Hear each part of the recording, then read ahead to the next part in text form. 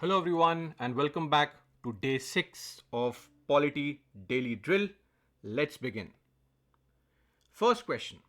Which of the following statements regarding Article 249 of the Indian Constitution is correct? It enables the Parliament to legislate on matters enumerated in the state list if the Rajya Sabha passes a resolution supported by not less than two-thirds of the members present and voting. This seems to be a correct statement. So this is correct. Let's mark A as the answer. As of now, let's read the other statements as well. Laws made by the Parliament can only remain in force for a maximum period of 1 year after the resolution has ceased to operate. See, Article 249 is extremely important, not just in the general sense that it promotes the concept of federalism by empowering the Rajya Sabha with a special power. It's also important for the prelims because there can be numerous questions or numerous ways in which questions can be framed on this particular article. So my advice would be to read this article on your own as well. Now, whenever there is an expediency, there is some urgent need in national interest to make laws on a stateless subject, it can be done by the parliament, but the only condition is that Rajya Sabha needs to pass this proposal by a two-third majority, two-third present and voting. And then the parliament is allowed to make laws on those designated stateless subjects for those concerned states. This authorization is valid for 1 year at a time. This means this authorization given by Rajya Sabha can be extended any number of times, but valid only for 1 year at a time. And once a law is made during this authorization, if at all it is made, it's not mandatory that the parliament must make a law. If it makes a law, that law continues for the entire period of authorization plus an additional 6 months. And then the law is over on its own. So the laws made have an expiry date, and that expiry is 6 months after the end of the authorization given by the Rajya Sabha. So this statement is of course wrong. It's not 1 year, but 6 months after the authorization ceases to operate. Such bills require the assent of the President of India before its introduction in the Parliament is of course wrong. There is no such need of the prior permission or the assent of the President, and laws made will automatically become void once the resolution passed by Rajya Sabha expires. This is also wrong. No, the laws become void automatically 6 months after the end of authorization. So of course statement number A is the correct answer. Moving on to the second question. Consider the following statements regarding the Deputy Speaker of the Lok Sabha in the Indian Parliament. The Deputy Speaker is elected by the Lok Sabha members from amongst themselves. Absolutely correct. This is nothing but Article 93 of the Indian Constitution. Number 2, in the absence of the Speaker, the Deputy Speaker assumes all the responsibilities of the Speaker, including presiding over the sessions of the House. This is also correct. This is nothing but Article 95. And that's the purpose for which we have a Deputy Speaker. That in case the Speaker is not there, then somebody can take up the role of the presiding officer in the Lok Sabha. Coming to the third statement, the Deputy Speaker can be removed from office by a resolution passed by a majority of all the then members of the Lok Sabha. Absolutely correct. The presiding officers, the deputy presiding officers, they are all removed. How? By an effective majority. Whether it is the Lok Sabha, whether it is the assembly, whether it is the councils, or even the deputy chairperson of Rajya Sabha, they are all removed in the same fashion. That is an effective majority. This is again mentioned under Article 94. The fourth one, unlike the Speaker, the Deputy Speaker is not required to resign from their original party upon assuming office. Now, see, we did expect that once somebody becomes a presiding officer, he should ideally resign from his post. But this is a mere expectation. The speakers don't actually resign from their post when they become speakers. Though this is something that happens in UK, thus ensuring that the speaker is very fair, very independent. However, in India, there is no such compulsion for the speaker to resign. So forget the deputy speaker. The speaker does not resign from his party. Though even if he resigns from his party, there is an exemption under Schedule 10. So when other MPs, other MLAs resign from their party, they will be disqualified, right? However, if the speaker leaves his party, the deputy speaker leaves his party, they will not be disqualified.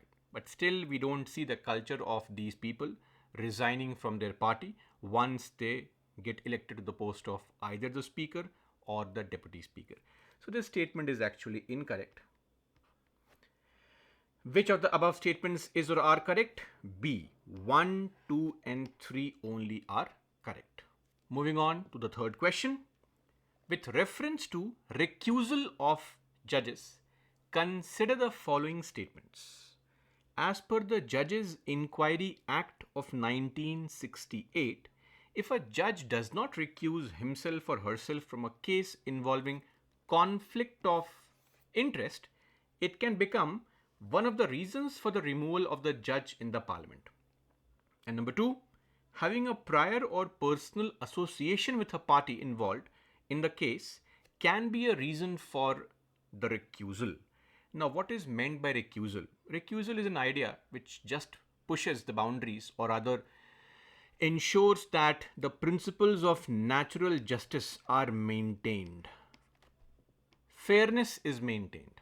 So if any judge has any prior association, a personal relationship, some kind of financial relationship with either of the parties involved, he or she will back out from the case, will tell his other mates there that sorry guys, I cannot be a part of this bench.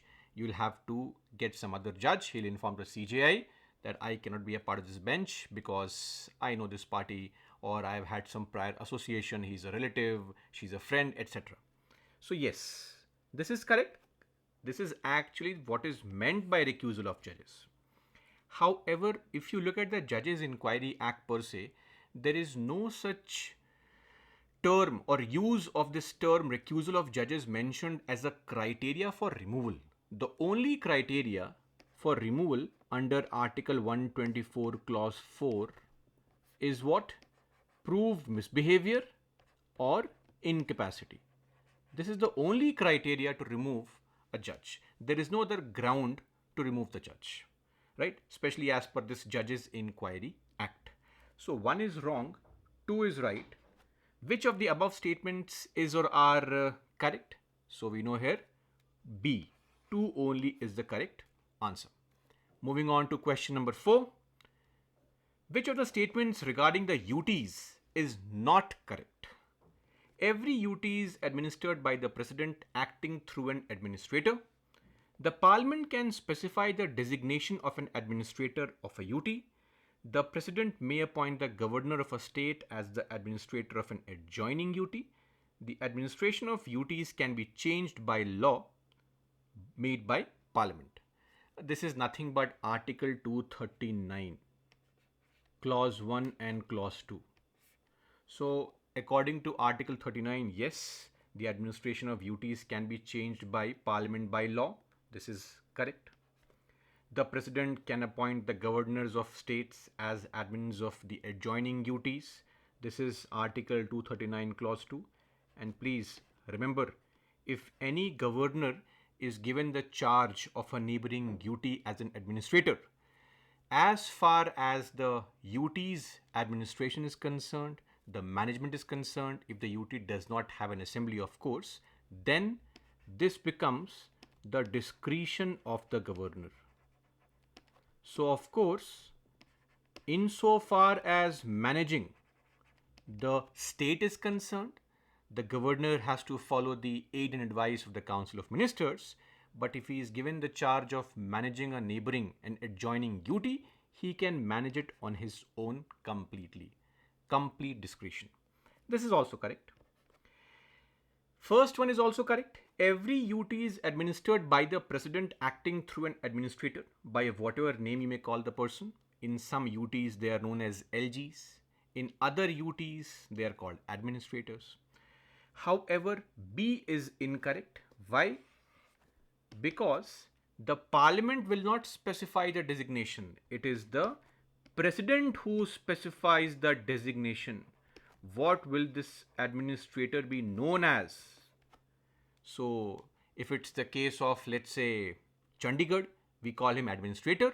But when it comes to, say, Delhi or Ladakh or J&K or Andaman Nicobar or Puducherry, we call him LG, Lieutenant Governor. This is just nomenclature. But yes, the president will designate and not the parliament. So B is incorrect, making that the right answer. And the last question for the day. With reference to the appointment of ad hoc judges in the Supreme Court, which of the following statements is not correct? Not correct. Ad hoc means on a temporary basis. Ad hoc judges and their provisions are mentioned under Article 127 of the Constitution.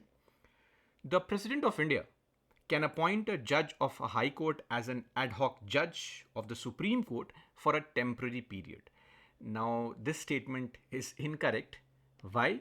Because it's the Chief Justice who calls the High Court judge to preside over in the Supreme Court for a temporary period, not the President of India, though President's prior permission is needed. So with the prior permission of the President, the CJI can do it, not the President himself or herself. Then this would mean that the other statements stand correct. Let's see. He is appointed when there is a lack of quorum of the judges. Yes, that's true. Though, just to clarify, what is the quorum of judges required for the Supreme Court to function? It is not defined in the Constitution. Please don't take the definition of quorum under Article 100 that is used for the Parliament, 1/10 here. That definition of quorum is only meant for the functioning of Lok Sabha, Rajya Sabha, assemblies, etc. Here, what is the minimum number of judges required for the courts to function is not defined anywhere. But yes, the statement is correct. He can be appointed only after consultation with the Chief Justice of the High Court concerned. Yes, consultation with the concerned Chief Justice is mandatory. It's mentioned in the constitutional provisions. And he should be a judge of a High Court duly qualified for appointment as a judge of Supreme Court. So yes, whoever is being called upon to attend the Supreme Court as an ad hoc judge must hold the qualifications. And what are the qualifications? Article 124 clause 3 talk about these three qualifications are mentioned under clause 3. This clause 3 talks about the qualifications. What are they? You can be, of course, an advocate. Advocate in the High Court for how many years? 10 years. You can also be a judge in the High Court for how many years? 5 years. Or you can also be a distinguished and esteemed jurist. So these are the qualifications that are required to become a Supreme Court judge. So here, since A is the wrong statement, it becomes the right answer. And that is it for today. The 5 questions for today are done. Let's meet tomorrow. Till then, that is all for me. Jai Hind.